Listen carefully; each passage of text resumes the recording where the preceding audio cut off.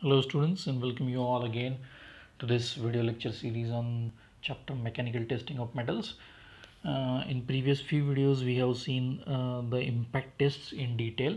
In that impact test we have seen the two tests, Charpy impact test and IZOD impact test in detail. Now in this video we will see some difference points between the Charpy and IZOD impact test. So let us start. First difference point is the specimen position. So in IZOD impact test, we are placing that specimen exactly in a vertical position, whereas in Charpy impact test, we are placing that specimen exactly in a horizontal position.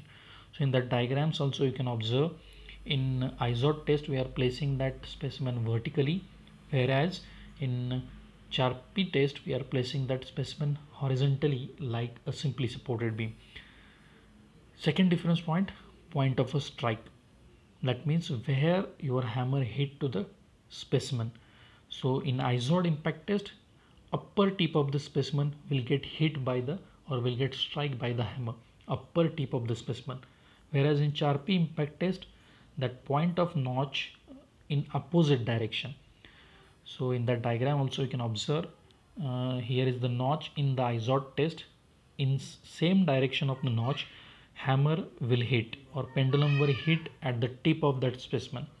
Whereas in the Charpy test, in opposite direction of that notch, hammer or pendulum will hit to the test specimen. So this is the second point of difference, that is point of strike. Third, direction of notch. So whenever that pointer hammer will hit to the specimen, where is the direction of notch? So for IZOD test, that notch is facing the striker, that is fastened to the pendulum. So in IZOD test you can observe that notch is facing to the pendulum or hammer. In the same direction both are there, that means notch is exactly facing to the pendulum, whereas in Charpy test you can observe that notch is in opposite direction of the hammer or pendulum. This is the third difference point, direction of notch. Fourth difference point, type of notch. So in IZOD test we have seen only V type of notch is preferred, whereas in Charpy impact test V notch or U notch can also be used for the testing. Next difference point, type of hammer. So in IZOD impact test generally forming hammer is used, and in Charpy impact test ball peen type of hammer is used. These are the two types of hammers that are used for Charpy and IZOD test. In IZOD test forming type of hammer, and in Charpy test ball peen type of hammer. Next difference point is specimen dimension.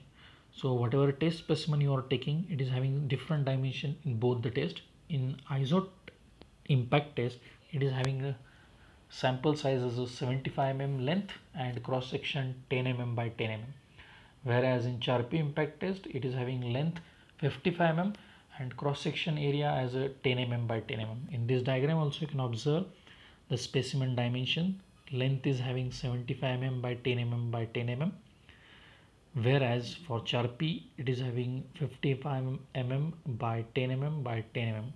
These are the dimension of specimen.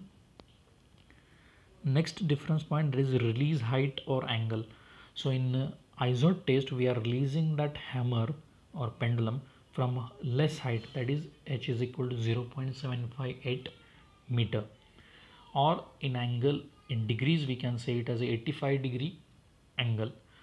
But in Charpy test we are releasing the hammer or pendulum at a larger height, that is 1.457 meter height, or in angle you can say it as a 140 degree.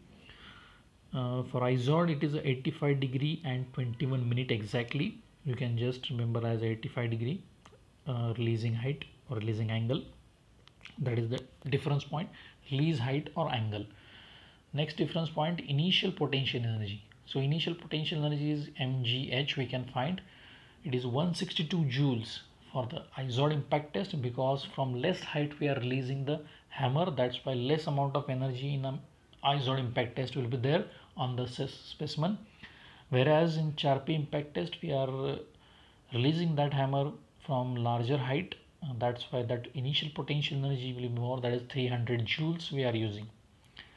Next difference point, impact velocity.